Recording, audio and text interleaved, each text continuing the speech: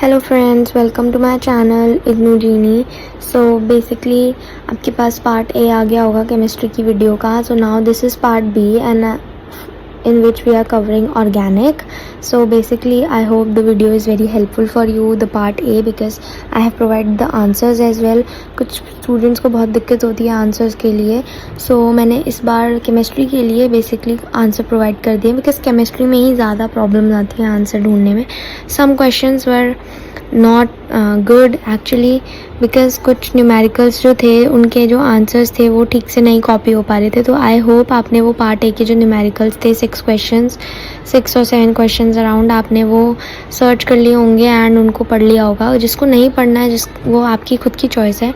And again part B में बहुत most important questions हैं एंड प्रोबेबिलिटी हाई है इनके आने की. ठीक है, कुछ बच्चों को लगता है कि सेम क्वेश्चन ही आ जाएगा, बट सेम क्वेश्चन नहीं आएगा, सेम टॉपिक आ सकता है.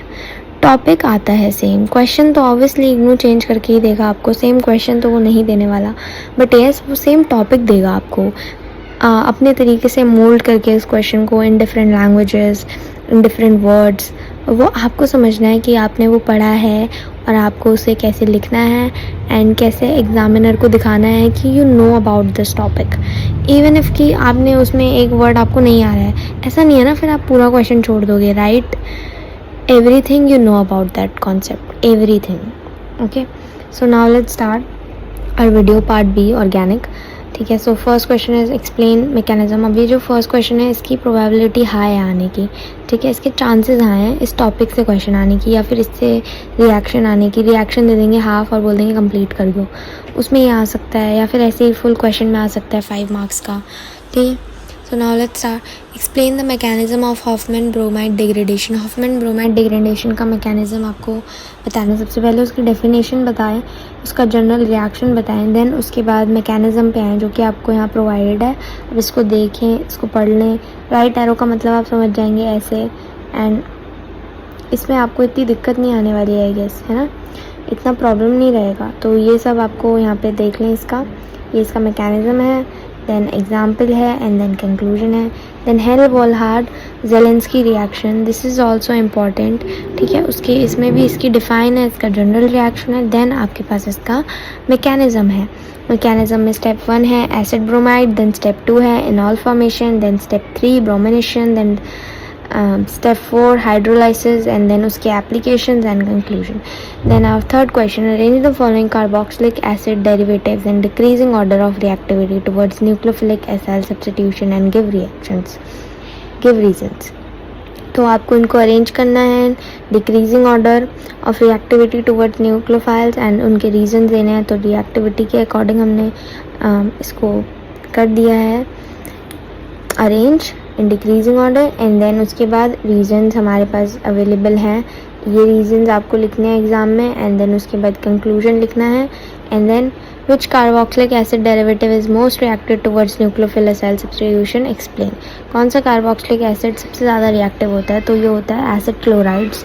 ओके, इसके रीजंस आपको यहाँ दे रखे हैं. स्ट्रॉन्ग इलेक्ट्रॉन विदड्रॉइंग इफेक्ट होता है, एक्सीलेंट लीविंग ग्रुप होता है, लो रेजोनेंस स्टेबलाइजेशन होता है, और रिएक्टिविटी ऑर्डर भी आपको यहाँ पे इसका दे रखा है. उसके बाद explain the mechanism of Fischer esterification with a suitable example. सबसे पहले फिशर एस्टेरिफिकेशन क्या होती है, देन उसका एग्जाम्पल, एंड देन उसके बाद उसका mechanism. We have step 1 protonation of carbonyl oxygen, then step 2 nucleophilic attack, then step 3 proton transfer, then step 4 elimination of water, then step 5 deprotonation, and then importance and conclusion. Now we have propanoic anhydride on hydrolysis give compound B on treatment with PCl5 gives C, which reacts with aniline and to form product D. Identify BAC. आपको BAC identify करना है. सबसे पहले hydrolysis करेंगे propanoic acid का, तो हमारे पास B निकल के आएगा, प्रोपेनोइक एसिड. ठीक है, देन रिएक्शन करवाएंगे PCl5 के साथ, देन हमारे पास प्रोपेनॉल क्लोराइड निकल के आएगा.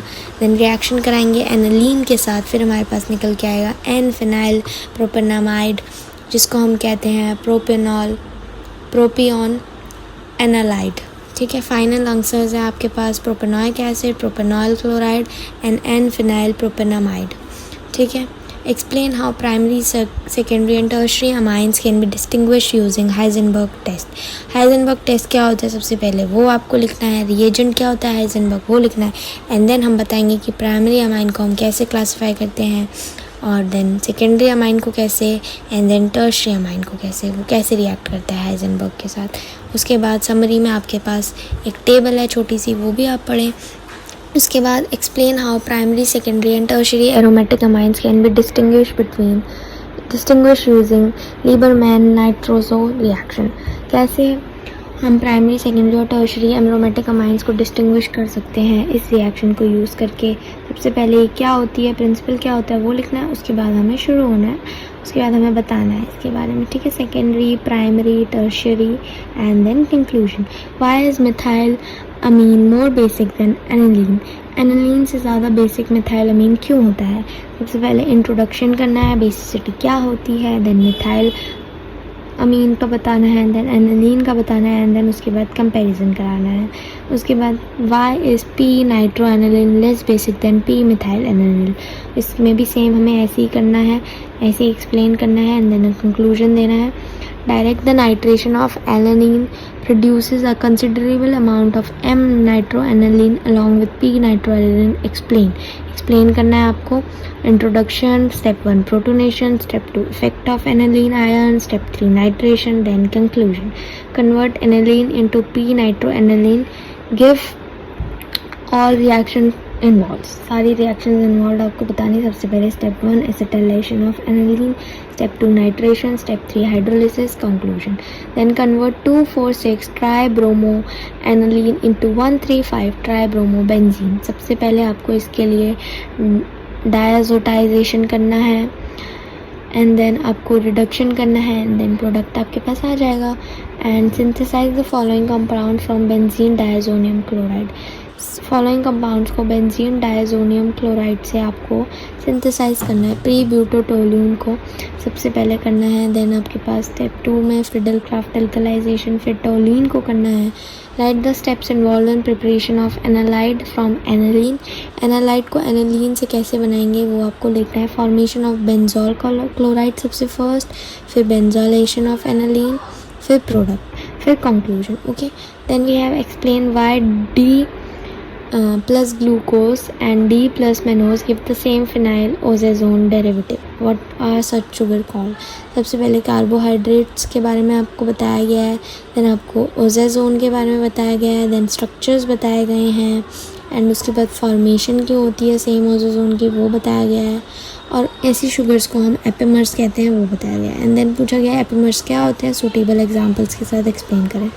एपिमर्स पहली बात तो मोनोसेक्राइड्स आपको बताया गया, देन आपको डेफिनेशन एपिमर्स की दी गई है, then characteristics and then examples दिए गए हैं of epimers. Okay, then we have D glucose and D galactose, इनके भी एग्जाम्पल दिए गए हैं। What are anomers? अब एनोमर्स क्या होते हैं? एनोमर्स के बारे में भी आपको पूरा एक्सप्लेन किया गया है, एंड देन आपको एग्जाम्पल्स दिए गए हैं, एंड देन कैरेक्टरिस्टिक्स और conclusion. Then differentiate between epimers and anomers. अब आप वो पढ़ के तो ये कर ही दोगे, एपिमर्स क्या होते हैं, एनोमर्स क्या होते हैं, और एक डिफ्रेंशिएशन टेबल भी दे रखा है, सिमिलैरिटीज़ क्या होती हैं वो भी दे रखा है। How are anomers form? Draw structures of alpha D glucose and beta D glucose. Anomers कैसे फॉर्म होते हैं? सबसे पहले फॉर्मेशन ऑफ साइक्लिक ग्लूकोज, ठीक है, then formation of 2 anomers alpha and beta, and then उनका डायग्राम आपको दिया हुआ है। इम्पॉर्टेंस क्या होते हैं और कंक्लूजन क्या होता है। म्यूटो रोटेशन क्या होती है एक्सप्लेन करनी है ग्लूकोज को एग्जाम्पल के लेके, तो डेफिनेशन देनी है सबसे पहले, फिर ऑप्टिकल रोटेशन बताना है, फिर इंटर्न कन्वर्जन बताना है, फिर इक्विलिब्रियम मिक्सचर, फिर cause of mutarotation and importance and conclusion. What is invert sugar? Why sucrose known as invert sugar? Invert sugar क्या होती है, सुक्रोज क्या होता है पहले वो बताना है। हाइड्रोलिसिस करते हैं, ऑप्टिकल रोटेशन करते हैं, सुक्रोज की क्या होती है, ऑप्टिकल रोटेशन आफ्टर हाइड्रोलिसिस क्या होती है, और इन्वर्ट शुगर क्यों होती है, देन उसके बाद एक्सप्लेन करो, इम्पॉर्टेंस बताओ एंड कंक्लूजन दो। Write Haworth projection formula of alpha D glucopyranose. Alpha D glucopyranose का हैवर्थ प्रोजेक्शन फार्मूला आपको लिखना है, इंट्रोडक्शन देना है, फॉर्मेशन बताना है, हैवर्थ प्रोजेक्शन बनानी है, देन और इसके कैरेक्टरिस्टिक्स और इम्पोर्टेंस। अब हाइवर्थ फॉर्मेशन आपको प्रोजेक्शन आपको बीटा डी ग्लूकोफुरानोज के लिए करनी है। इसके लिए भी आपको यहाँ पे दे रखी है और सेम इंट्रोडक्शन फॉर्मेशन आपको दे रखा है, कैरेक्टरिस्टिक्स और इम्पोर्टेंस।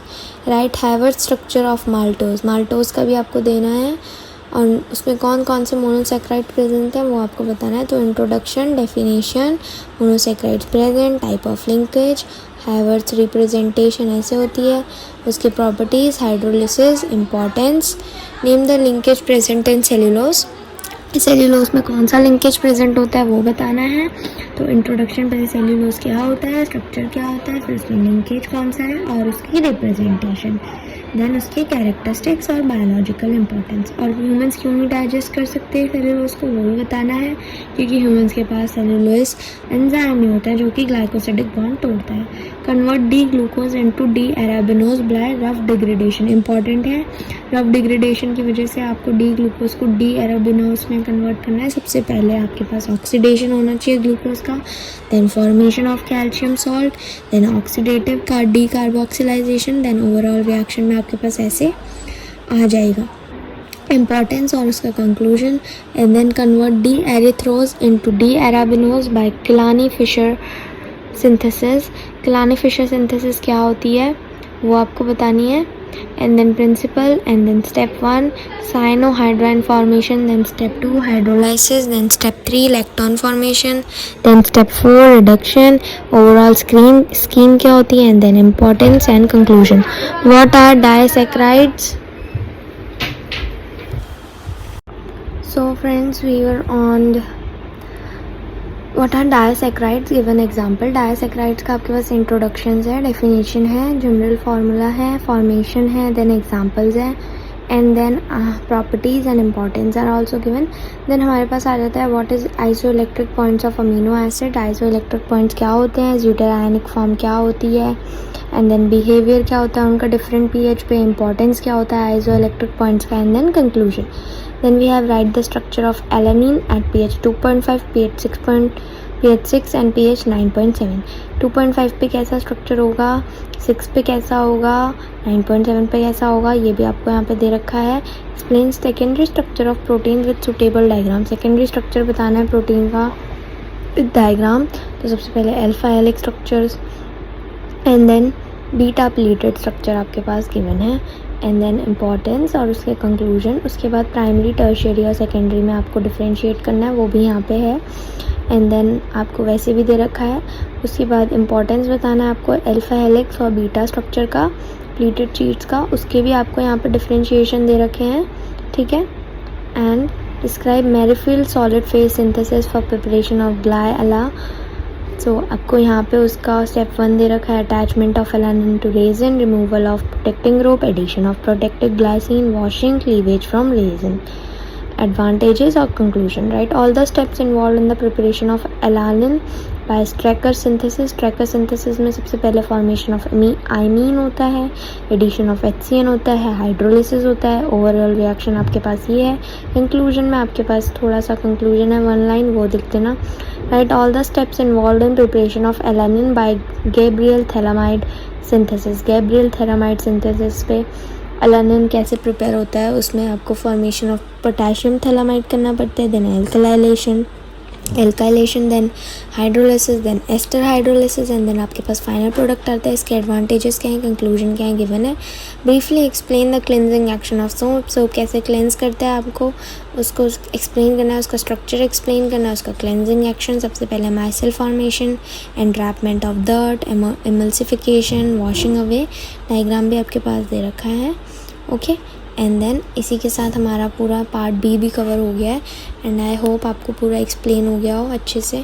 पार्ट बी हमारा पूरा कंप्लीट हो गया है, पार्ट ए हमारा पूरा कंप्लीट हो गया है with answers. So I hope आपको ये वीडियो अच्छी लगी हो तो प्लीज़ चैनल को सब्सक्राइब करना, कमेंट करना, एंड वीडियो को शेयर करना अपने फ्रेंड्स के साथ या ग्रुप में जिसमें भी इग्नू में आपको पढ़ाते हूँ, ओके। तो thank you so much for watching, all the best for your exam.